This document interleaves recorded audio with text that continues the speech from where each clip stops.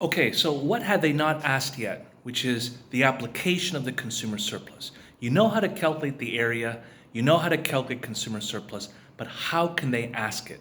And the answer is they could ask what fixed fee is the consumer willing to pay? What fixed fee is the consumer willing to pay? So let's take a look. So over here we have a demand curve. And if the price is P, the consumer will buy Q units. Now this triangle is the consumer surplus. Fine. You can calculate that. That's easy. But remember this, the consumer surplus represents the maximum fixed fee the consumer is willing to pay, right? And the fixed fee is going to not be, it's not going to be a per unit charge. It's a one-time fixed fee. So therefore, that is the thing you have to watch out for, okay? So the question could say, what is the membership fee? What is the,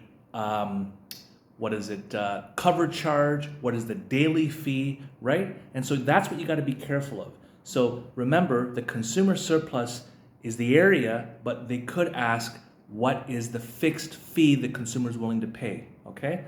Or what they could say is, they could say, hey, you know, the price is 0, the quantity will be right here, and the consumer surplus will, of course, be the entire area below the demand curve up to the quantity, and that will represent the maximum fixed fee that people can charge. For example, a buffet. What is a buffet? A buffet is all you can eat. The marginal cost of every dish is 0, and therefore they charge you a fixed fee, and for all you can eat.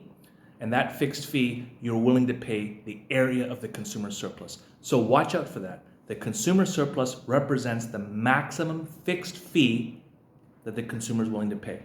Okay? So be careful. They haven't asked that question for a while. Good luck.